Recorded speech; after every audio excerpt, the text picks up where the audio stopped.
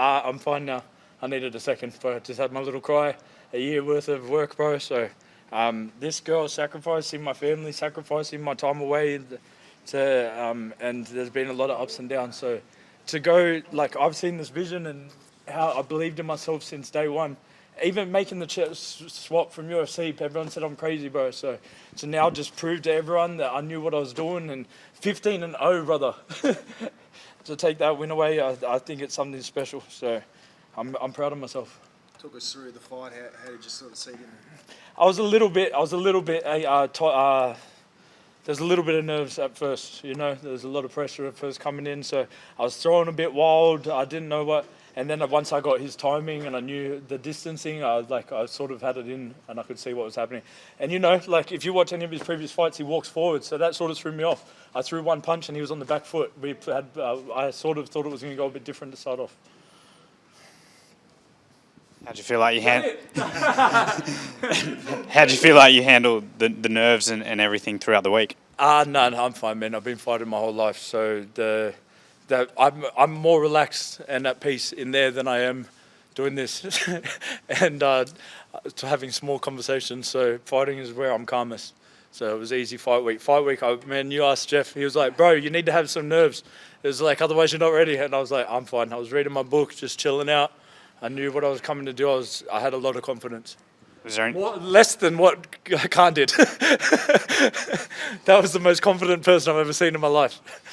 Was there anything that surprised you now, having had your debut? I thought it was going to be a harder fight. Not that I didn't put in the work, just from like the energy that he was giving. I was saying, not that I didn't. I could have done a lot better, but I thought I was going to take a lot more hits. So. Any names next on your list? Right, like I said, Jake Paul's fine. Nate Diaz, I heard he wants a boxing fight. I wouldn't mind just like a numbers fight now, you know. So get out there, show the world like I've legitimized myself in the boxing community. But then, whatever, like Jeff said, I want to have a quick anyone in the WBC. I'm trying to get that title. That's what I'm here for. So it's like there's no other reason to do this. And you know, I obviously I'm not ready to fight for the title yet. But I think I'm showed that I'm not far off. How soon do you want to go again? Very soon. Bro, I've had a long time off. 7 weeks, 8 weeks. I'm injury free. No medical suspension, so why not keep it rolling? Would you through just the frustration of the last 7 weeks since that last one fell apart?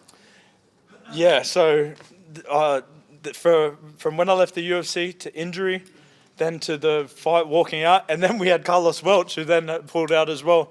Man, you know, it was almost like, am I supposed to do this?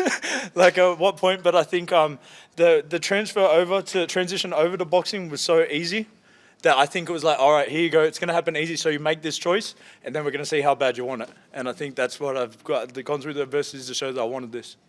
What's the reaction from like UFC fans been like? Man, this camp's felt really positive. Like, there's a lot of people, you know, besides the obvious haters. I'm glad that I was able to shut some people's mouths real quick. There's a lot of FUs. Sorry, baby. There's a lot of FUs that I want to give out, but you know, I'll just like keep doing what I'm doing. I know that I've done the right thing by everyone, and man, what's next? Let's go. We saw you emotional with your daughter before. Why does this mean so much to you? Oh, bro, you know, this one's the reason why I do everything. She's my wife, so there's a lot of sacrifices. I didn't see this. This is why I came over to boxing. I was gone for my UFC camps for 12 months, and she was 2 years old. So Daddy just wanted to be home with her, and now I'm home. Hey, baby, come have a kiss. Mwah. What was it like having Jeff in your corner? Yeah, it was great, bro. There's it's like you get that secret sauce. I went to train with at Greg Jackson's, then went to train with Israel Adesanya, Volkanovski, because there's something about that you get from a champion. There's something different, some secret sauce, and it's the same with Jeff, bro. You know, there's little things that he's telling me before the fight that only a world champion knows. So it's those little tips and stuff, like not even tips for boxing. Like there's not much he's going to change in a month. Like he was if you would have heard, he just kept yelling at me, sit down, because I just kept getting a bit tall. But the main thing is mental side, bro. They know they know what they're supposed to do. Did you get any messages from Adesanya? I know you guys. Not yet. Hopefully, I'll look after. Pete from UFC and Arabella messaged me, so I was really that was really nice to get a message from them. I can't wait to see some of my friends and just hear from them more, man. I think this is going to take a little bit just to understand everything that I've gone through right now. So it's really surreal still, like a bit of a shock moment. Maybe celebration and stuff. Yeah, but did it look good? But yeah, like just oh man, there's so much that the pressure is like a release now. Like I cut the umbilical cord from UFC, so it's I'm so relaxed now. I think I'm gonna have a good night's sleep tonight. Was the pressure on yourself? Were you putting pressure on yourself? Yeah, man, I'm my harshest critic. Like I feel I have to have everything perfect, everything the walkout. I'm right, bro. If you see, I don't know if I brought my notebook. I've been writing that I'm the WBC International Bridgeweight Champion for a year. For three times every page, I'll show my notebook. I've written it down every single day. I'll show you the cool photo. I've got a picture that I superimposed this belt onto my UFC photo of me going screaming, and I look at it every day when I wake up out of bed. So I'll send that photo if anyone wants it. But you can see the real thing now. Just talk us through the finish. Did you feel like you were breaking him down? He'd been pretty durable to that point. Yeah, I had clocked when in his previous fights that he shakes his head when he's actually hurt.